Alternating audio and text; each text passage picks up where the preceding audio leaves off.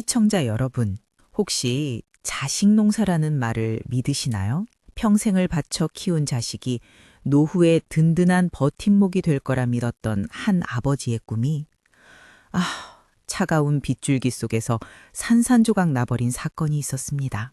쏟아지는 폭우 속에서 현관문 앞에 주저앉아 울부짖던 68세 김대식 씨의 사연.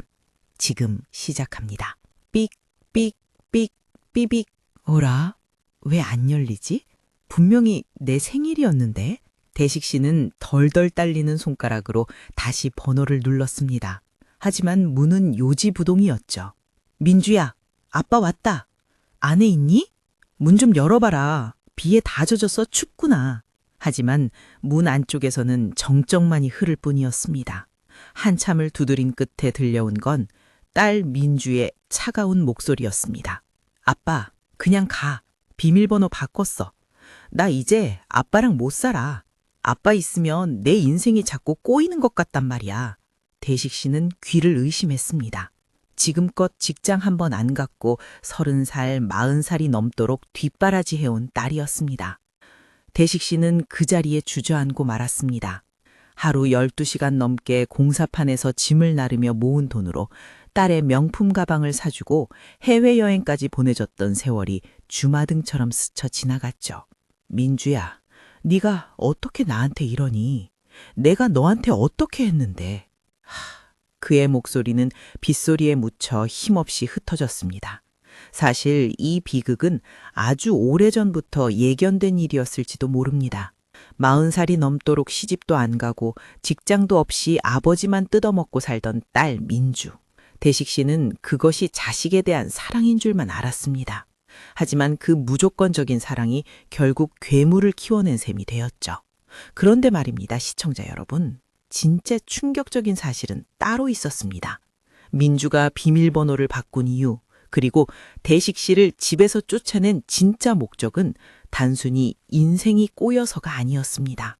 대식 씨가 새벽 인력 시장에서 피땀 흘려번 노후 자금 2억 원이 든 통장을 확인한 순간 그는 세상이 뒤집히는 듯한 진실을 마주하게 됩니다. 과연 민주는 그 많은 돈을 어디에 쓴 걸까요? 그때까지만 해도 대식 씨는 몰랐습니다. 이 문 너머에 어떤 지옥이 기다리고 있을지를요. 대식 씨는 20년 전 아내를 먼저 떠나보냈습니다. 홀로 남겨진 어린 민주를 보며 그는 피눈물을 삼키며 다짐했죠. 내 자식만큼은 남부럽지 않게 키우리라. 그날부터 대식 씨의 하루는 새벽 4시에 시작되었습니다. 차가운 새벽 공기를 들이마시며 공사장으로 향하는 발걸음엔 오직 딸에 대한 사랑뿐이었습니다. 비린내 나는 생선 상자를 나르고 시멘트 가루를 뒤집어 쓰면서도 딸의 웃는 얼굴만 생각하면 고된 줄도 몰랐습니다. 민주는 똑똑했습니다. 명문대에 합격했을 때 대식 씨는 동네방네 떡을 돌리며 아이처럼 울었습니다. 우리 딸 고생 많았다. 이제 아빠가 다 해줄게. 하지만 그 약속이 독이 될 줄은 꿈에도 몰랐죠. 첫 직장에서 상사에게 꾸지람을 듣고 온 날 민주는 일주일 내내 방에서 나오지 않았습니다. 아빠, 나 너무 힘들어. 사람들이 나를 괴롭혀. 그 한마디에 대식 씨는 딸을 차마 밀어내지 못했습니다. 그래, 좀 쉬어라. 아빠가 있잖니. 그렇게 시작된 잠깐의 휴식이 1년이 되고 5년이 되고 어느덧 15년이 흘렀습니다.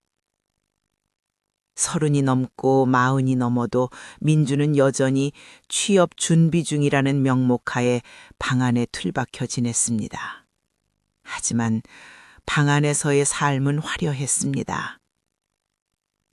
아버지가 밖에서 컵라면으로 끼리를 때울 때 딸은 침대 위에서 최신형 스마트폰으로 명품 옷을 쇼핑하고 배달 음식을 시켜 먹었죠.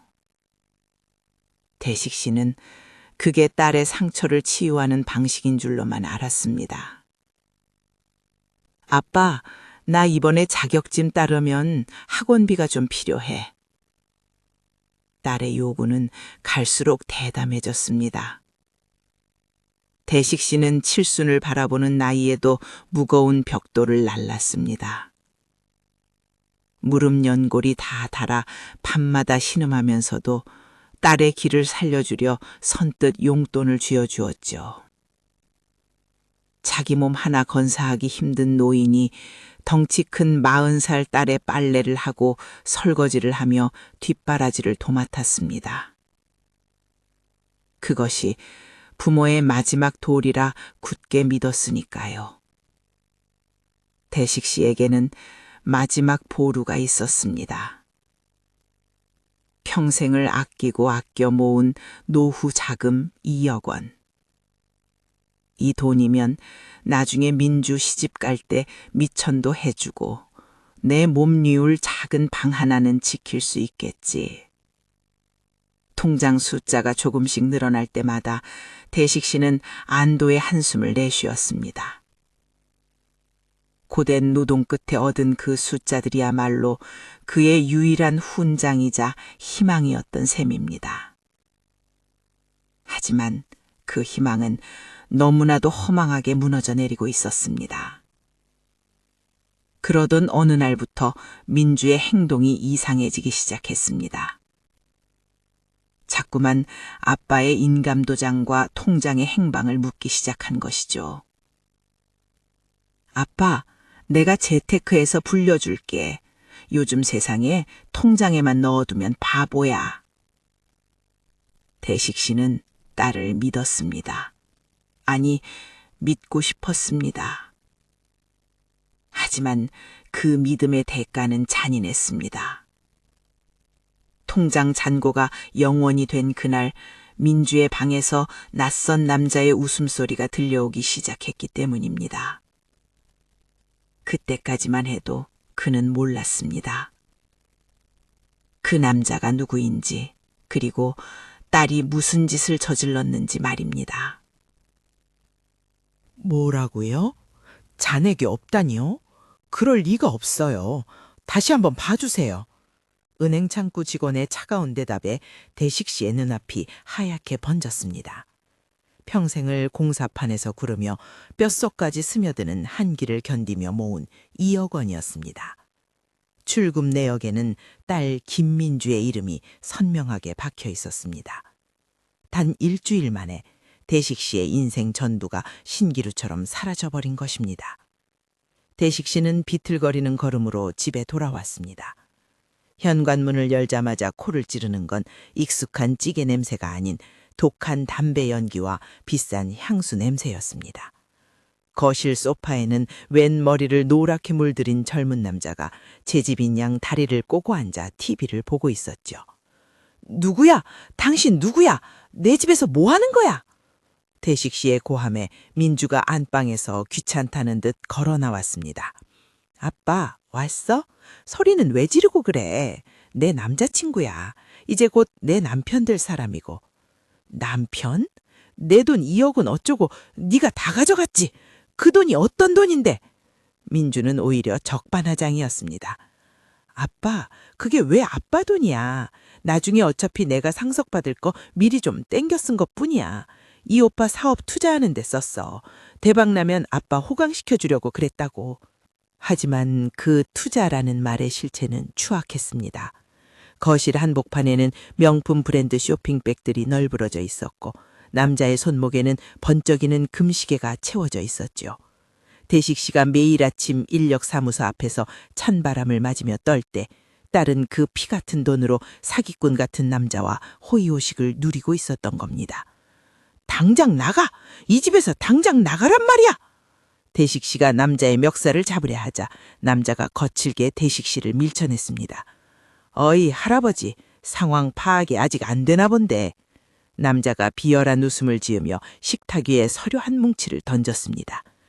이 집 이미 민주가 담보 잡혀서 나한테 넘겼거든요. 법적으로 이제 내 집이라고요. 그러니까 진짜 나가야 할 사람은 당신이에요. 대식 씨는 귀를 의심했습니다. 돈도 모자라 평생의 안식처였던 이 낡은 빌라까지 딸의 손으로 넘겨버렸다는 사실이에요. 대식 씨는 무너져 내리는 가슴을 부여잡고 딸을 바라보았습니다. 하지만 민주는 아버지를 외면한 채 남자의 팔짱을 꼈습니다. 아빠, 미안해. 근데 나도 살아야 할 거 아니야. 아빠는 이제 늙었잖아. 나라에서 주는 보조금 받으면서 요양원이나 가. 그 순간 대식 씨의 머릿속에 무언가 끊어지는 소리가 들렸습니다. 하지만 비극은 여기서 끝이 아니었습니다. 그때 대식 씨의 낡은 휴대폰으로 도착한 한 통의 문자. 그 문자에는 민주조차 예상하지 못한 더 끔찍한 진실이 담겨 있었습니다. 떨리는 손으로 확인한 문자 메시지에는 믿기 힘든 내용이 적혀 있었습니다. 귀하의 명의로 신청된 대부업체 대출 5천만 원이 연체되었습니다. 금일 중 납부되지 않을 시 가압류 절차에 착수합니다. 2억 원의 노후 자금과 집도 모자라 딸 민주는 아버지의 명의를 도용해 사채까지 끌어다 쓴 것이었습니다. 대식 씨는 다리에 힘이 풀려 그 자리에 주저앉고 말았습니다. 심장이 누군가에게 쥐어짜이는 듯한 통증이 밀려왔습니다. 민주야, 네가 어떻게 내 명의까지... 대식 씨의 절규에도 민주는 오히려 짜증 섞인 눈빛을 보냈습니다. 아빠, 어차피 아빠 이름으로 된 거니까 아빠가 책임져야지. 이 오빠가 사업만 성공하면 다 해결된다니까 왜 자꾸 초를 쳐. 그제야 대식 씨는 깨달았습니다. 딸의 눈에 비친 자신은 아버지가 아니라 죽을 때까지 짜내야 할 마지막 한 방울의 육즙까지 남은 재물에 불과했다는 사실을요. 빗속으로 쫓겨나듯 집을 나온 대식 씨는 정처 없이 길을 걸었습니다. 빗물인지 눈물인지 모를 액체가 얼굴을 타고 흘러내렸죠. 가슴속 깊은 곳에서 서늘한 통찰이 밀려왔습니다. 내가 자식을 사랑한 게 아니라 자식을 망치고 있었구나. 자식이 힘들까봐 넘어지기도 전에 손을 내밀고 자식이 부족할까봐 제 살을 떼어 먹이던 그 모든 희생이 결국 독이 되어 돌아왔다는 쓰디쓴 진실이었습니다. 부모의 무조건적인 사랑은 때로 자식의 자생력을 갉아먹는 괴물이 됩니다. 40이 넘도록 사회에 첫 발을 내딛지 못한 딸은 아버지가 만들어준 거대한 온실 속에서 비겁한 기생충으로 자라버린 것이죠.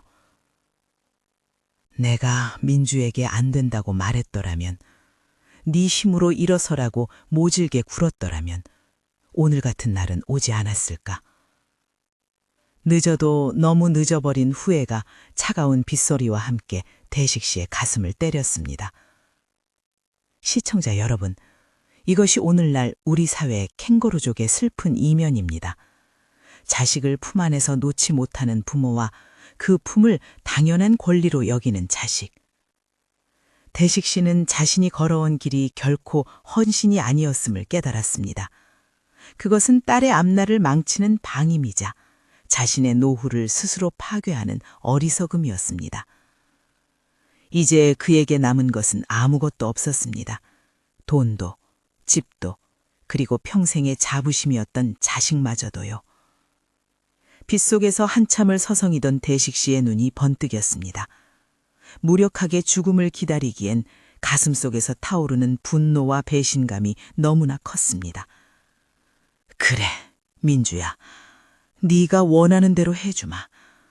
하지만 그 대가는 무엇인지는 똑똑히 보여주마.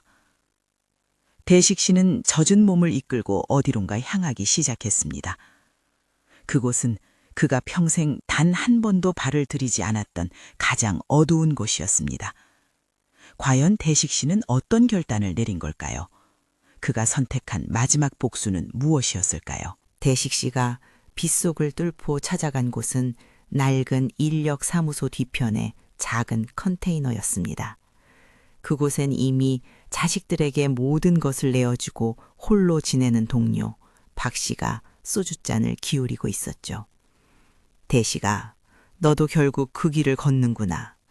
자식은 전생의 빚쟁이라더니 그 빚 갚다가 우리 같은 늙은이들은 뼈만 남는 게 팔자인가 보다. 박 씨의 텅 빈 눈동자에는 대식 씨가 겪은 것과 똑같은 깊은 배신의 상처가 새겨져 있었습니다. 박 씨, 자식이 부모를 요양원에 강제로 넣는 게 그게 가능한 일인가? 대식 씨의 떨리는 물음에 박 씨는 씁쓸한 웃음을 지었습니다. 요즘은 돈만 있으면 안 되는 게 어딨어. 멀쩡한 사람도 치매로 몰아서 서류 한 장이면 끝나는 세상이야. 조심해라 대식아. 한 번 마음먹은 자식은 부모보다 더 독해지는 법이니까. 그 말은 대식 씨의 가슴에 얼음 송곳처럼 박혔습니다. 다시 집 근처로 돌아온 대식 씨는 어둠 속에 몸을 숨겼습니다. 마침 집 밖으로 나온 딸 민주와 그 남자의 목소리가 들려왔죠. 오빠, 서류는 다 준비됐어? 노인네가 눈치가 빨라서 벌써 이상한 킴새 챈 거 아니야? 걱정 마, 민주야. 일단 사인만 받아내면 바로 실어 보낼 거니까. 그 집 팔아서 우리 사업 미천하면 우리도 이제 인생 피이는 거야. 딸의 웃음소리는 악마의 속삭임보다 더 잔인했습니다. 대식 씨는 주먹을 너무 꽉 쥐어 손톱이 살을 파고들었습니다. 내 집을 팔아 나를 요양원에 가둬? 그가 평생을 바쳐 지켜온 가정과 사랑이 한순간에 추악한 거래의 재물이 되어 있었습니다. 더 이상 눈물도 나오지 않았습니다. 대신 그 자리에는 차가운 냉기만이 자리 잡았죠. 그는 깨달았습니다. 이제는 아버지가 아니라 한 인간으로서 스스로를 지켜야 할 때라는 것을요. 대식 씨는 조용히 발걸음을 돌려 구청과 법률 상담소로 향했습니다. 그동안 딸에게 넘겨주었던 모든 명의와 서류들, 그리고 자신이 도용당했던 증거들을 하나하나 수집하기 시작했죠. 민주야, 네가 나를 치매 노인으로 만들고 싶다고 했지. 그럼 진짜 노망난 노인이 어떤 무서운 짓을 할 수 있는지 내가 똑똑히 보여주마. 그의 눈빛은 이제껏 본 적 없는 서늘한 광기로 번득였습니다. 준비는 끝났습니다. 이제 마지막 연극을 시작할 시간이었죠. 대식 씨는 아무 일 없었다는 듯 다시 그 차가운 집의 현관문 앞에 섰습니다. 딸이 바꾼 비밀번호를 비웃기라도 하듯 그는 품 안에서 열쇠 수리공을 통해 미리 복사해둔 비상열쇠를 꺼냈습니다. 찰칵 문이 열리는 소리와 함께 대식 씨의 마지막 반격이 시작되었습니다. 그때까지만 해도 민주는 몰랐습니다. 자신들이 파놓은 함정에 누가 먼저 빠지게 될지를요. 집안은 고요했습니다. 거실 테이블 위에는 아버지를 요양원으로 보내기 위한 위조된 진단서와 인감증명서가 흩어져 있었지요. 대식 씨는 어둠 속에서 조용히 거실 불을 켰습니다. 즐거운 시간 보내고 있었니? 내 집에서 내 돈으로 말이야. 갑작스러운 빛과 목소리에 민주와 그 남자는 비명을 지르며 굴러떨어졌습니다. 하지만 대식 씨의 손에는 이미 경찰에 신고를 마친 뒤 받은 접수증이 들려 있었지요. 아빠, 이게 무슨 짓이야? 당장 이거 안 치워? 민주의 악다구니에 대식 씨는 싸늘하게 대꾸했습니다. 아니, 이건 네가 저지른 짓의 결과란다. 명의 도용, 사문서 위조, 그리고 사기. 이미 모든 증거를 경찰에 넘겼다. 그리고 네가 내 아들인 척하며 대출받은 그 돈, 이미 대부업체와 경찰이 공조해서 네 신원 다 파악했단다. 남자의 얼굴이 순식간에 흑빛으로 변했습니다.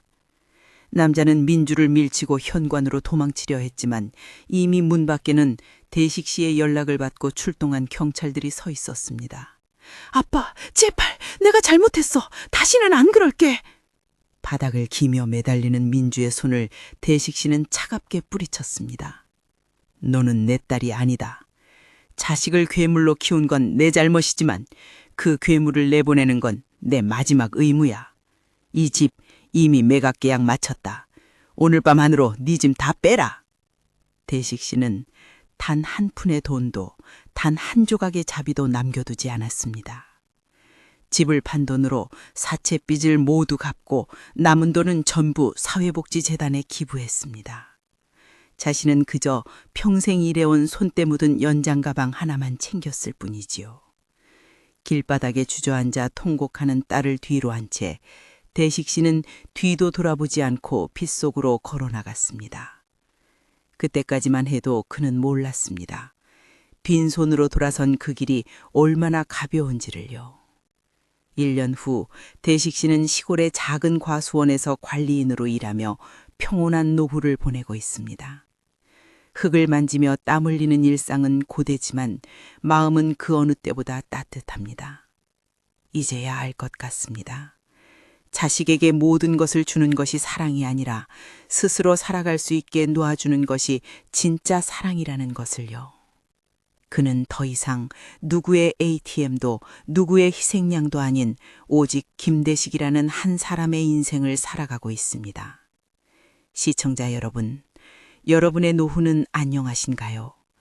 혹시 사랑이라는 이름으로 자식의 앞길을 그리고 여러분의 인생을 망치고 계시지는 않나요? 지금이라도 늦지 않았습니다. 여러분 자신을 먼저 사랑하세요. 오늘 사연이 여러분께 작은 울림이 되셨다면 사연 이야기 채널 구독과 좋아요 부탁드립니다. 여러분의 따뜻한 응원이 더 좋은 이야기를 만듭니다. 지금까지 사연 이야기였습니다. 감사합니다.